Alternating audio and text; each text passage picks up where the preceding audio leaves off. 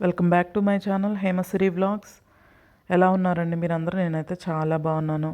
ఈరోజు తెలంగాణ బగారా బువ్వ, అలాగే కొద్దిగా లిక్విడ్లా ఉండే చికెన్ కర్రీ చేసుకున్నాం. ఇది కావాలంట మా బాబుకి. తనైతే ఆర్డర్ చేశాడు నేను లేసేసరికి చక్కగా ఇలా చేసి పెట్టమని. సో నేనైతే చికెన్ క్లీన్ చేసేసుకుని నీట్గా ఉప్పు, పసుపు, ధనియా, జీరా, గరం మసాలా, ఇలా అల్లం వెల్లుల్లి పేస్ట్, పెరుగు, ఆయిల్, ఇలా అంటే నేను ఆ రోజు నా మూడుని బట్టి వంట చేస్తాను. ఒక రకంగా చెప్పాలంటే నాకు కూడా సండే రోజు వర్క్ చేయాలనిపించదండి అసలు.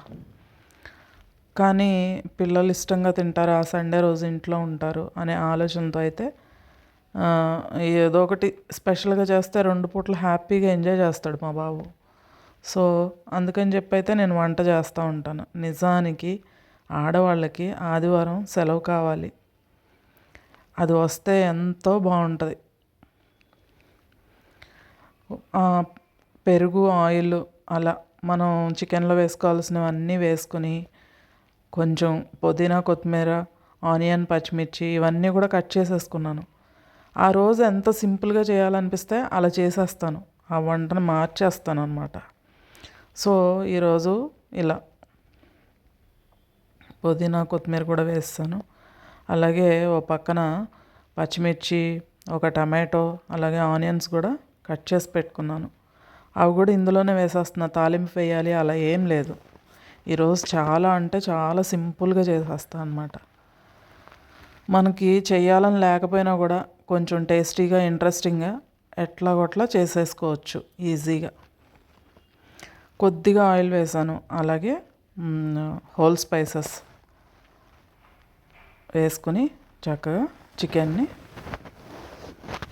అందులో వేసేసుకుని చక్కగా కలుపుకొని కొంచెం లిడ్ క్లోజ్ చేయకముందు కొంచెం ఎక్కువసేపే ఆ నీరంతా ఎగిరిపోయి చక్కగా బాగా కుక్ అయింది అనిపించేంత వరకు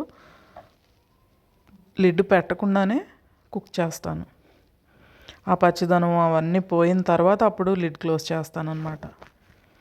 ఇలా మధ్య మధ్యలో కదుపుకుంటూ చక్కగా ఉడికిస్తానన్నమాట.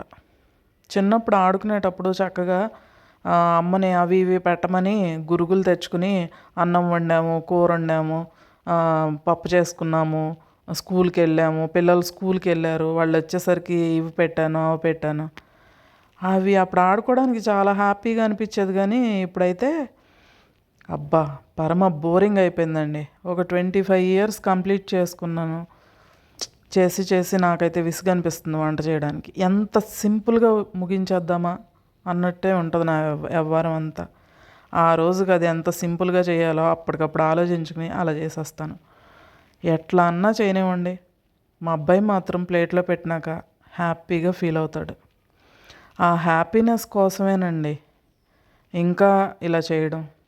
ఇవాళ రేపు బయట తినాలి అంటే భయమేస్తుంది, ఎట్లా ఉంటాయో ఏమో.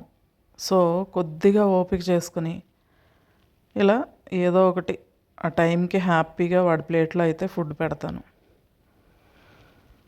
అలా అది ఆ కుక్కర్లో ఒక 2 విజిల్స్ వచ్చేసి ఆ కూర అయిపోయింది. నెక్స్ట్ ప్యారలల్గానే పెట్టుకుని ఇది కూడా చేసేస్తున్నాను. దీంట్లో స్పెషల్ ఏంటంటే కొద్దిగా జాజికాయని గ్రేట్ చేసేసుకున్నాం అనుకోండి, బగారా రైస్లో మంచి ఫ్లేవర్ వస్తుంది ఆ రైస్కి. సింపుల్ బగారా రైస్ ఎప్పుడూ చేసుకునేలాగానే, కానీ చాలా అంటే చాలా టేస్టీగా ఉంది. చక్కగా 3 మనుషులు హ్యాపీగా తిన్నాం. ఇది 6 to 7 meals అవుతుంది నేను చేసేది. 1 kg రైస్తో చేశాను. ఎంత బాగా తిన్నా కూడా సండే కూడా నేను కూడా నాన్ వెజ్ చేయడానికి విసుగనిపిస్తూ ఉంటుంది. కానీ చేసినాక ఇద్దరం, నేను మా బాబు తన ఫ్రెండ్ హ్యాపీగా